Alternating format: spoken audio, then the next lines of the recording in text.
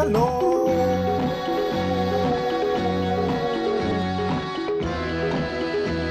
Hello. How are you guys doing today? Welcome back to my channel. Today we're gonna watch Dr. Shashi Tharoor, Britain Does Owe Reparations. Let's go ahead and watch it.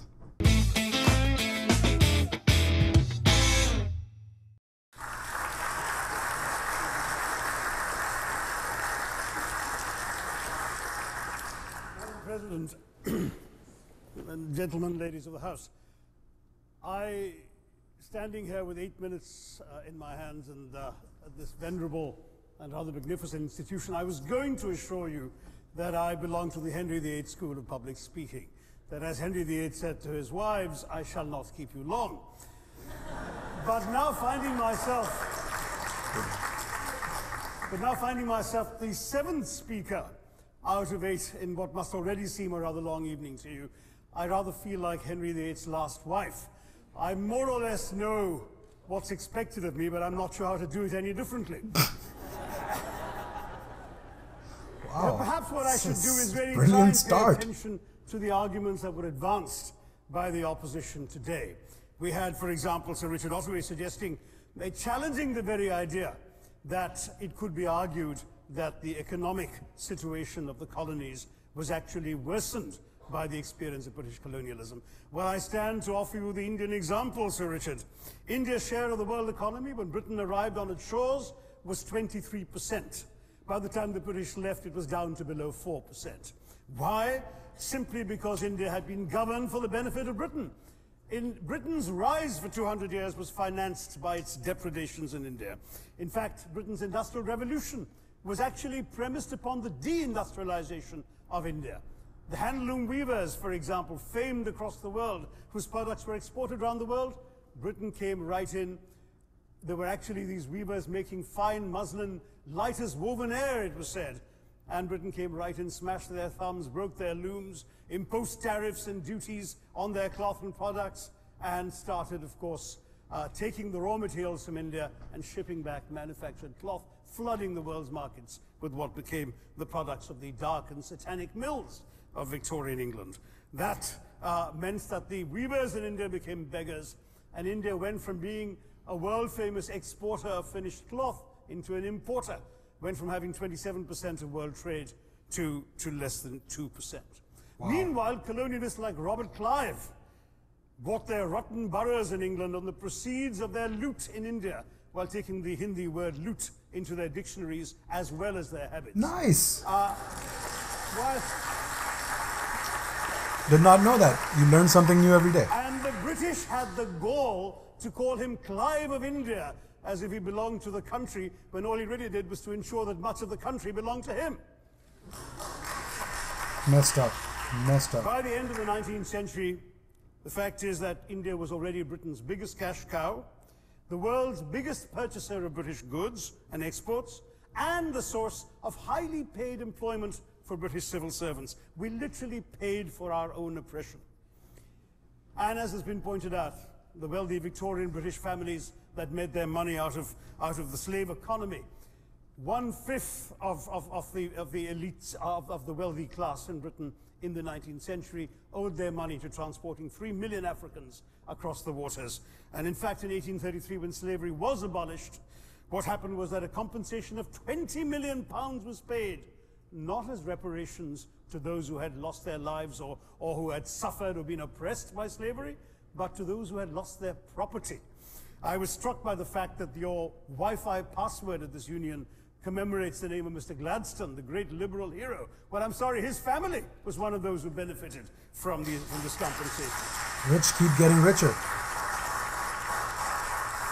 Staying with India, between 15 and 29 million Indians died of starvation in British-induced famines. The most famous example, of course, was the Great Bengal Famine during the Second World War, when 4 million people died because Winston Churchill, deliberately as a matter of written minuted policy, proceeded to divert essential supplies from civilians in Bengal to sturdy Tommies and Europeans as reserve stockpiles. He said that the starvation of anyway underfed Bengalis mattered much less than that of sturdy Greeks. This is Churchill's actual quote. And when conscience-stricken British officials wrote to him, pointing out that people were dying because of this decision, he peevishly wrote in the margins of the file, "Why hasn't Gandhi died yet?"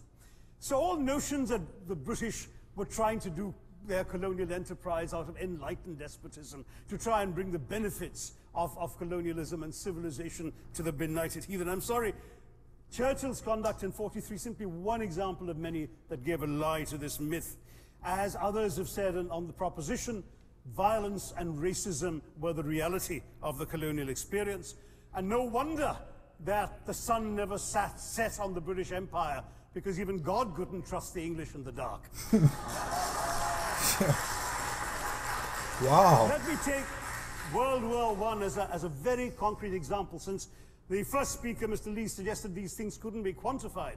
Well, let me quantify World War I for you. Again, I'm sorry, from an Indian perspective, others have spoken of other countries. 1/6 of all the British forces that fought in the war were Indian. 54,000 Indians actually lost their lives in that war. 65,000 were wounded, another 4,000 remained missing or in prison.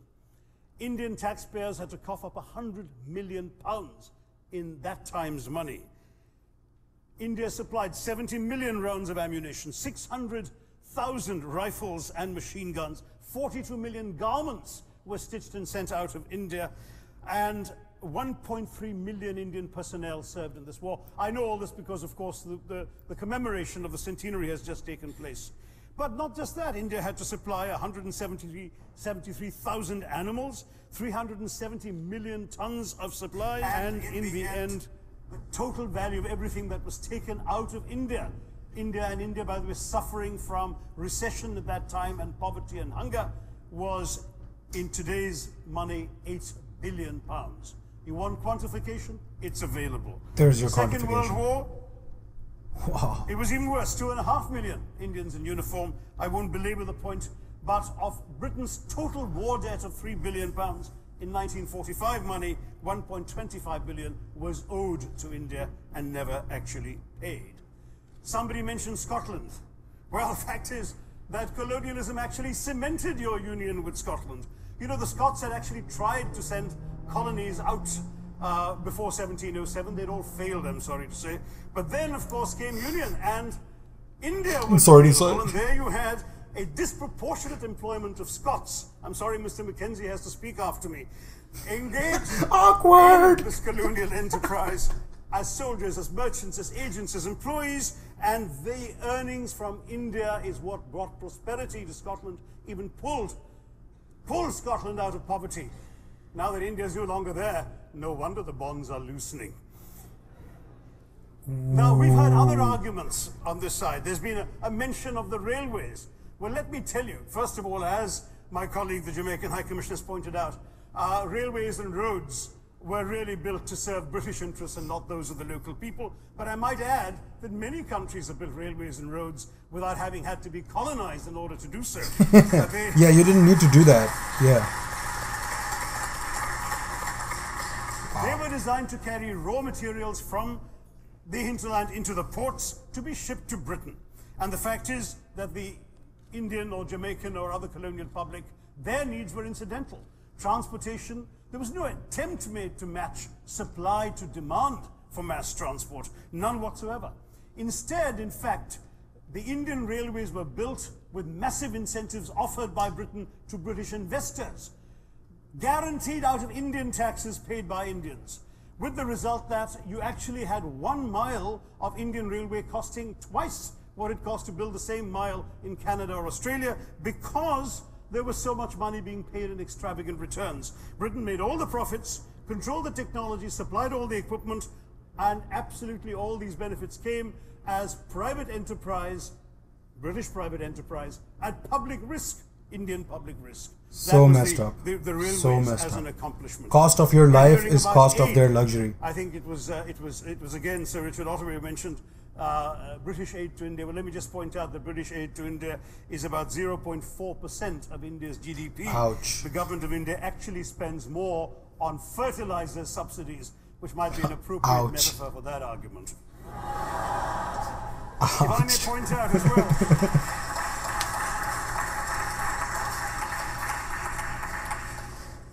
if I may point out as well, that, that as my fellow speakers from the proposition have pointed out, there have been incidents of racial violence, of loot, of massacres, of bloodshed, of transportation, in India's case, even of one of our last Mughal emperor.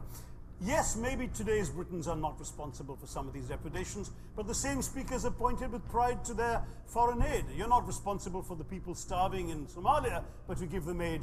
Surely the principle of reparations for the wrongs that have been done cannot be denied. It's been pointed out, for example, the dehumanization of Africans in the Caribbean, the massive psychological damage that has been done, the undermining of social traditions, of property rights, of the authority structures of these societies, all in the interests of British colonialism. And the fact remains that many of today's problems in these countries, including the persistence, in some cases the creation of racial and ethnic and religious tensions, were the direct result of the colonial experience. So there is a moral debt that needs to be paid. Someone challenged reparations elsewhere. Well, I'm sorry, Germany doesn't just give reparations to Israel.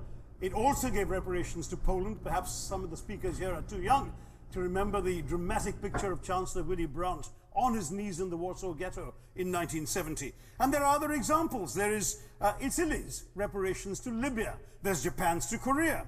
Even Britain has paid reparations to the New Zealand Maoris.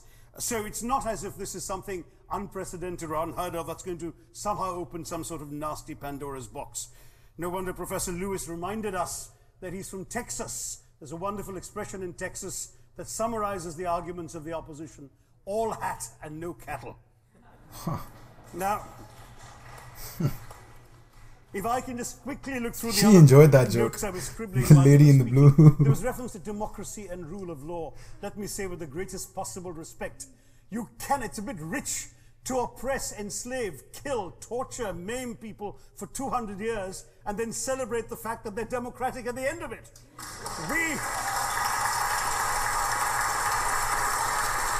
You can't just get away with shit like that.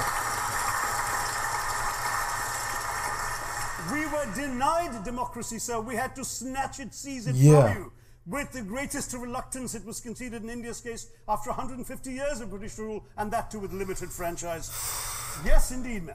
The opposition spoke quite highly of Greek and Athenian democracy on which the West should pride itself, and spoke of liberty and equality in that same name. The Athenian democracy was only functioning because of the slave society on which it was built. That's the nature of colonization. All right, I don't think that needs contradiction, not from me at any rate.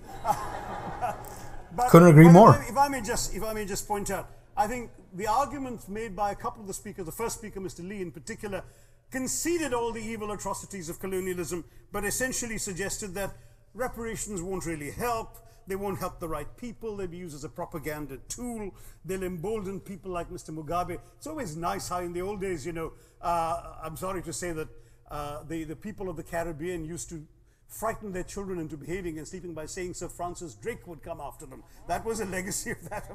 Now it's Mugabe will be there. So this is the new sort of Sir Francis Drake of our times. The fact is very simply, sir, that we are not talking about reparations as a tool to empower anybody. They're a tool for you to atone for the wrongs that have been done.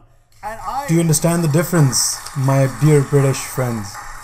I'm quite prepared to accept the proposition that you can't evaluate, put a monetary sum on the kinds of horrors people have suffered. Yeah, you cannot. Certainly no amount of money can expiate the loss of a loved one, as somebody pointed out there. You're not going to be able to figure out an exact amount. But the principle is what matters. Principle stands, yeah. The fact is that to speak blithely of sacrifices on both sides, as an analogy was used here, a burglar comes into your house, ransacks the place, stubs his toe, and you say, well, there was a sacrifice on both sides. That, I'm sorry to say, is not an acceptable argument. Preach, Dr. Saab, preach. The truth is that we are not arguing specifically that vast sums of money need to be paid. The proposition before this House is the principle of owing reparations, not the fine points of how much is owed, to whom it should be paid. The question is there a debt? Does Britain owe reparations? Of course it does. As far as I'm concerned, the ability to acknowledge a wrong that has been done, to simply say sorry, will go a far, far, far longer way than some percentage of GDP in the form of aid. Rightly said. What is required, it seems to me, is accepting the principle that reparations are owed. Personally, I'd be quite happy if it was £1 a year for the next 200 years after the last 200 years of Britain and India. Thank you very much, Madam President. Wow. Wow. That was so inspirational. Dr. Sashi, I don't know if it's Sashi or Shashi, Dr. Tharoor. Sabse pehle to, I'm so impressed by the way he speaks. His demeanor, his way of getting his point across is really good and really effective, as you can see in the video. That was a strong message right there, and that was a strong appeal actually, to just acknowledge the fact that what has happened in the past is true, and it happened. You can't just escape the fact that you did all those things just by saying, oh, there's nothing we can do about it now. There's no monetary value that we can put on it. Yeah, of course there's no sensible monetary value that you can put on things that are so heinous and things that are so fucked up. The one thing that you can do is accept it. Accept it and apologize for it. If you do that, that's a start. Like Dr. Tharoor said, give me £1 every year for the next 200 years, because that's how long you screwed those people over. So give them £1 a year. Doesn't matter how much money you pay. You're seeking atonement for it. That's what Dr. Tharoor wants from the British, and I think that's what I want from the British, being part of that land, I suppose. Even though there are boundaries in between, there weren't any boundaries back then, and my grandfather might have been there at that time going through all those things. He actually did go through all those things. He is owed reparations. Every Indian, every Pakistani is owed reparations. Maybe not in form of money, maybe not in form of actual valuable things, but in terms of accepting the fact that it happened, that it was wrong, and that you owe an apology for that. An apology is my form of reparation, for me at least. There are many people that still need help, and that can use a little money or something that could help them make money and get their life, improve their life for good. He pulled out those numbers like, oh, you think there are no numbers? I don't even know if I should feel a part of this or not, but I feel like this is something that I feel a connection to, at least. All the power to people who are looking for reparations. Jo galat hai, wo galat hai. We should have the strength and the spine to at least accept what we've done wrong. On a lighter note, I am really thankful to every single one of you for subscribing, for liking my videos. Man, I am so impressed by this guy right now. I should probably leave a comment on his website.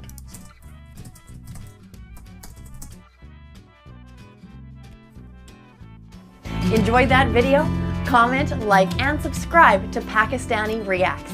We are working really hard to bring you new videos every day. See you tomorrow. Bye.